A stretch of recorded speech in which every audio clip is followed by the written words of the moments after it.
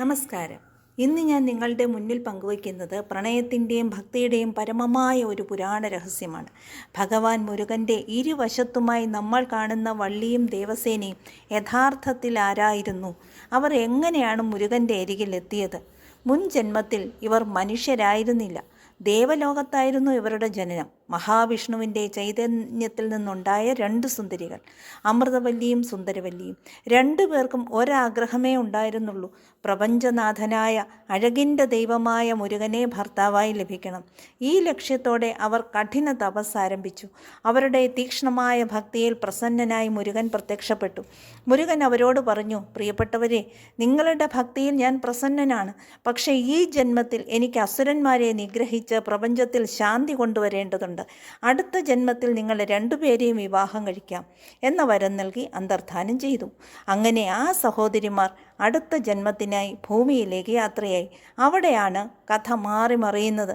മൂത്തവളായ അമൃതവല്ലി ജനിച്ചത് ദേവലോകത്ത് ദേവേന്ദ്രൻ്റെ മകളായി ദേവസേന എന്ന പേരിൽ സർവ്വ ഐശ്വര്യങ്ങളോടുകൂടിയും വളർന്നു.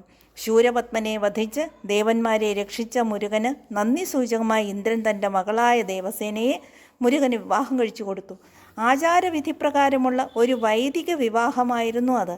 എന്നാൽ ഇളയവളായ സുന്ദരവല്ലിയുടെ കഥ തികച്ചും വ്യത്യസ്തമായിരുന്നു.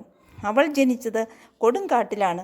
കാട്ടാള രാജാവായ നമ്പിരാജൻ്റെ മകളായി വള്ളി എന്ന പേരിൽ കാട്ടിലെ വന്യതയിലാണ് അവൾ വളർന്നത്.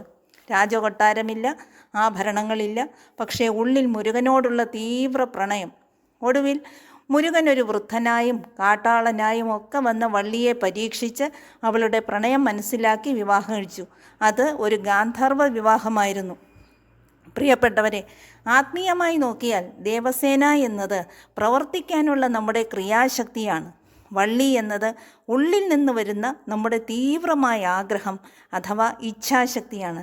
ഈ രണ്ട് ശക്തികളും ഒരു ഭക്തനിൽ ഒന്നിക്കുമ്പോഴാണ് മുരുകൻ്റെ കയ്യിലുള്ള ജ്ഞാനശക്തി എന്ന വേൽ നമുക്ക് ദർശിക്കാനാകുന്നത്. എല്ലാവർക്കും മുരുകൻ്റെ അനുഗ്രഹം ഉണ്ടാകട്ടെ. നന്ദി, നമസ്കാരം.